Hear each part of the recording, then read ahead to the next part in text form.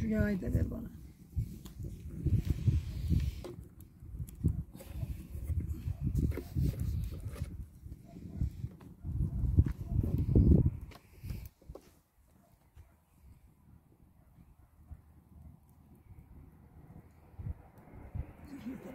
Çok yağlı olmasın.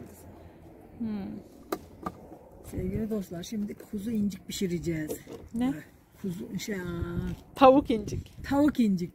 Demek ki canım kuzu incik istiyor. Ne istemesin sen canım ya? Bakın şimdi dostlar. Şimdi bakın dostlar. Güzelce yıkadığım tavuk inciklerimi atıyorum.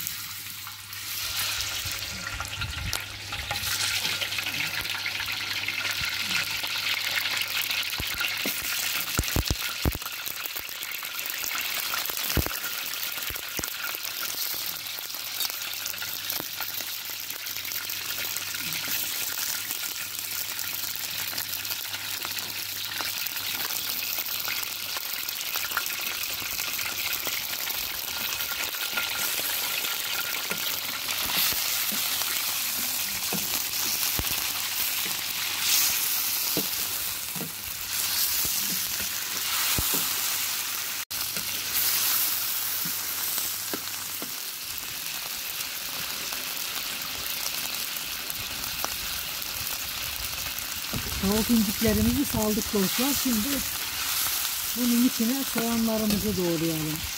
Soyalım.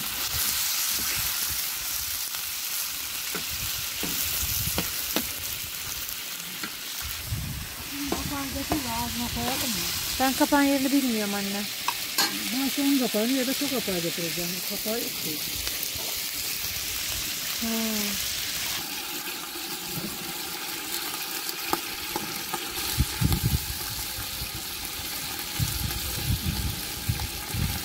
Ne yapıyorsun kız? Çorbanın olsun da yapmaya çalışıyorum aklımda.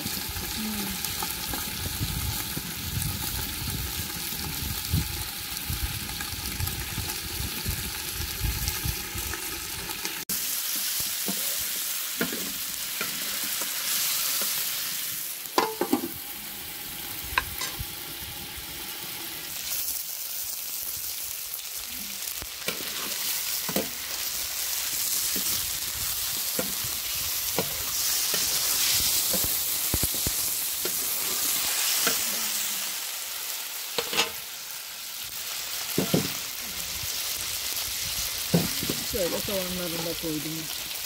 Dostlar.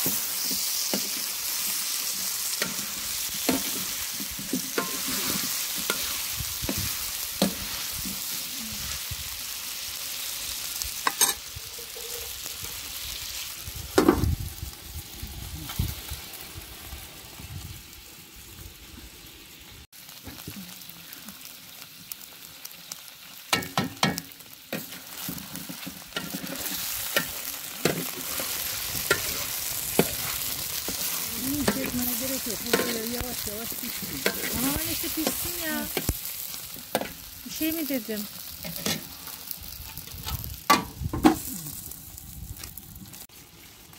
Pul biber. Aysel teyzem acı yemiyor. Onun için. Toz biber. Karabiber de var aslında onun yanında. Onun yanındaki karabiberdi biliyor musun? Şu mu? Tabii ki de. Şu ne?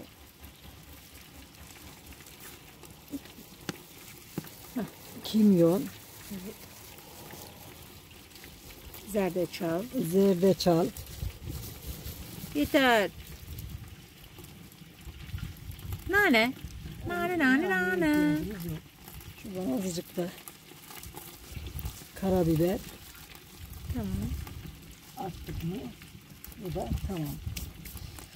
Şimdi tavuğunu etle yapılıyor. Bakın dostlar çok güzel pişmiş. Evet. Teşekkür ederim. Gel ya gel. Sen eksiktin gel.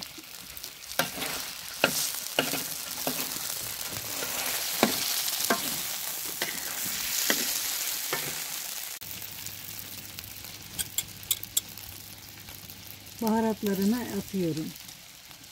Maşallah her yere attım. Zaten her yere atılması lazımdı. Tencerenin içinin dışında her yere gitti.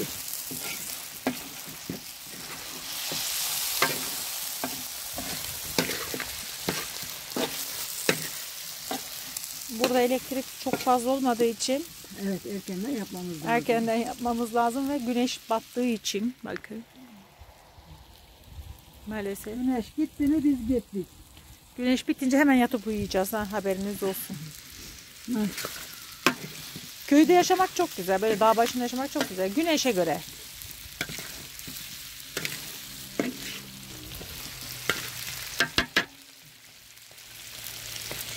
Şimdi 4 diş sarımsağımız var. Dostlar. Onları da hemen şöyle iri kıyıp içine atacağım.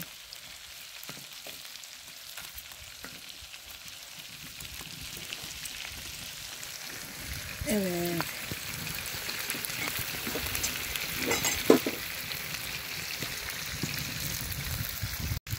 Şöyle bir iki kaşık da soya sosumuz var. Onu da koyduk mu tavuğumuzu lezzetlendiriyoruz.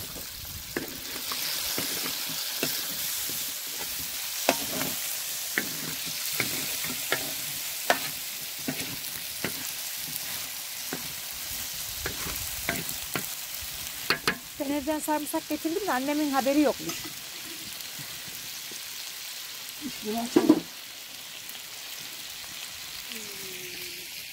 Aklına ne geliyorsa bak. Açtım kız vallahi. Adana'da ne yaptık biliyor musun? Greyfurt'la portakalı közledik. Öyle enfes bir tadı var ki aklında olsun. Şunları şuraya tutuyor. Bitti. Aç aç.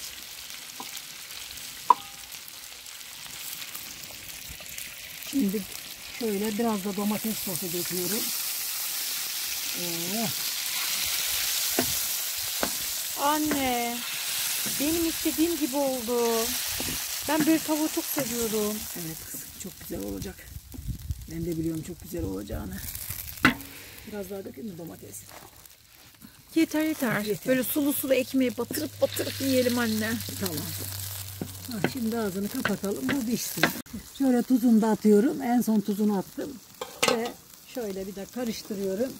Ağzını kapatıyorum. Ve yemeğimiz hazır. Ve harika bir yemek oldu. Tabii daha biraz daha pişip suyunu çekecek dostlar. Altına ateş atacağım. Şimdi kapağını kapatalım. Pişmeye devam etsin bu.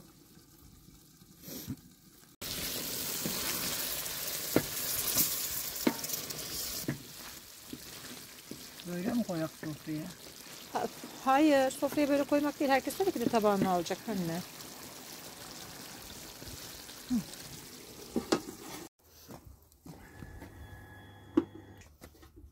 Bakın dostlar, maydanozun dibindeyiz. Hemen maydanozumuz hazır. Koparttım ve şöyle elimle de parçaladım ve harika oldu. Yapacak olanlara kolay gelsin. Yiyecek olanlara afiyet olsun. Bizi izlemeyi, abone olmayı ve güzel fikirlerinizi söylemeyi unutmayın lütfen. Hoşça kalın, dostça kalın. Allah'a emanet olun. Görüşmek üzere. Şimdi sofrayı kurduğumuzda da son bir çekeceğiz. Pilav yaptık. Hani öbür yemeğimiz?